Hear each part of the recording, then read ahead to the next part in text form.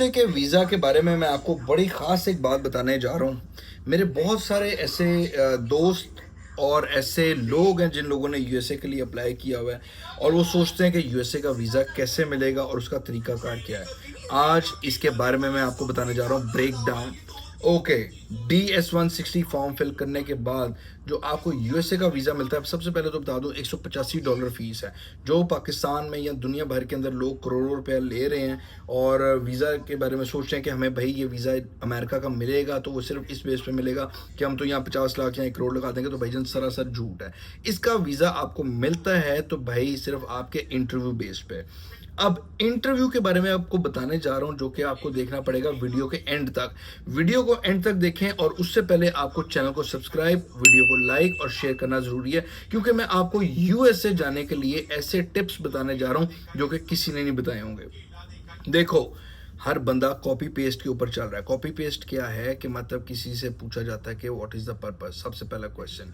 अब हर बंदा ये बताने लग जाएगा भाई मैंने स्टैचू ऑफ लिबर्टी देखना है, मैंने जाना है सेंट्रल पार्क जाना है, मैंने जी जनाब साहब जाना है तो वो टाइम स्क्वायर देखना है। भाई ये खल्ली वल्ली खल्लास, हर बंदे की प्रोफाइल अपनी अलग होती है। अब मेरे जो बहुत सारे प्यारे दोस्त अहबाब लोग हैं वो हैं कंटेंट क्रिएटर, भाई उनकी प्रोफाइल अलग है, उन्होंने उसके बारे में बताना है अपने कंटेंट को लेके। और जो बंदा बुजुर्ग है उसका अपना है, और जो छोटी उम्र में है, जो अनमैरिड लोग हैं, उन्होंने अपने तरीके से बताना है। हर किसी को वीज़ा नहीं मिलता, लेकिन अगर जिनको मिलता है तो उनकी इंटरव्यू बेस्ड, उनके कॉन्फिडेंस के भी। आप अब्बा डब्बा चब्बा बोल दो कि भाई किसी को नहीं मिलने वाला।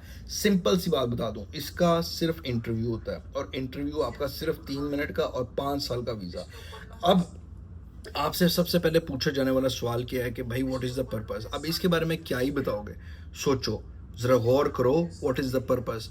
अब पर्पस आप लोग अगर सोच रहे हो कि मैं बता दूंगा कि भाई मैंने ट्रैवल करना है, ये तो 1000 बंदा क्या लाख बंदा ये बताता है, पर आपने अपनी प्रोफाइल के मुताबिक बताना है। जो कंटेंट क्रिएटर होगा वो बताएगा कि भाई मैं अपने कंटेंट के ऊपर काम करने जा रहा हूँ, एक्सप्लोर करने के लिए जा रहा हूँ, और मैं चाहता हूँ कि मेरा सोशल मीडिया मज़ीद ग्रो करे। और अगर कोई नॉर्मल बंदा है तो भाई वो ये बता सकता है कि भाई मैंने बहुत सारी सेलिब्रेशन देखी है, बचपन से लेके आज तक मैं मूवीज़ देखता आया हूँ, मैंने न्यू ईयर्स की और क्रिसमस की जो सेलिब्रेशन देखी है वो आज तक कहीं और नहीं देखी, मैं इसलिए यूएसए में जाना चाहता हूँ। और अगर कोई बात ये कह देता है कि भाई मैं एक्सप्लोर करना चाहता हूँ, मैं अगर नॉर्मल बंदा कोई बात ये भी कर देता है कि भाई मैं तो सिर्फ जो है ना ट्रैवलिंग के लिए जाना चाह रहा हूँ, तो वो आपसे पूछेंगे भाई आज तक आपने पाकिस्तान में चित्राल तक देखा है? आपने अगर चित्राल तक नहीं देखा और आप सीधे यूएसए जा रहे हो तो भाई आप बेकार तरीन काम कर रहे हो। और दूसरा सबसे बड़ा हिंट बताता हुआ जाऊँ, आपके सोशल मीडिया के प्लेटफॉर्म जितने भी हैं उनका वहाँ पे लिंक लग सकता है। अगर आपके सोशल मीडिया के लिंक्स देखेंगे और ना ही आपने कभी ज़िंदगी में कोई गज्जू मत्ता तक भी नहीं देखा और आप ट्रैवलिंग करने जा रहे हो सीधा यूएसए, तो भाई डजंट मेक एनी सेंस। अगर तो आपने ट्रैवलिंग नहीं की और यूएसए के बारे में सोच रहे हो तो भाई ऐसा आंसर ऑथेंटिक सॉलिड होना चाहिए जिसकी बेस पे आपको यूएसए का वीज़ा मिले। अब वो क्या ऑथेंटिकेशन होती है? नंबर 1, सबसे पहले तो कंटेंट क्रिएटर कोई जवाब देगा तो वो कहेगा कि भाई मैंने इस कंट्री के अंदर विजिट वीज़ा इसलिए अप्लाई किया क्योंकि मैं एक्सप्लोर करना चाहता हूँ अपने सोशल मीडिया को इन्हेंस करने के लिए कि भाई आप लोगों का कल्चर किस लेवल का है। ठीक है, अगर वो कहेगा कि भाई आपने दूसरी कंट्रीज क्यों नहीं की, तो उसको बताया कि भाई मैं फैसिनेट ही होता था यूएसए से, तो मैं यूएसए ट्रैवल करना चाहता हूँ। अदरवाइज मैं आपको बताता हुआ चलूँ कि जो बहुत सारे नॉर्मल अनमैरिड छड़े छाड़ लोग हैं यूएसए जाना चाहते हैं और करोड़ों रुपया लगाने की ताक में बैठे हैं। करोड़ लगाओ, 2 करोड़ लगाओ, किसी का फुफ्फी का लड़का नहीं बैठा हुआ। एम्बेसडर आपके लिए सिर्फ आपका इंटरव्यू मैटर करता है, जो कि होगा 3 से 5 मिनट का, और उसके अंदर होगा 5 साल का वीज़ा। ठीक है, अब अगर आप सोच रहे हो कि भाई ये जो बातें बोल रहा है इसका वीज़ा लगा है या नहीं लगा, तो मैं आपको बता दूं कि भाई मैं 8 कंट्रीज ऑलरेडी ट्रैवल कर चुका हूं। मैंने अपने ये नया मेरा चैनल है बिल्कुल ब्रांड न्यू, पेटी पैक, इसके अंदर मैंने अपनी ट्रैवलिंग नहीं ऐड की हुई। इस टाइम मैं यूएई के अंदर बैठा हूँ और इससे पहले मैं Malaysia, Singapore, Vietnam, Cambodia, Laos, Maldives और थाईलैंड, ऐसी बेशुमार कंट्रीज़ के अंदर मैं ट्रैवल कर चुका हूँ।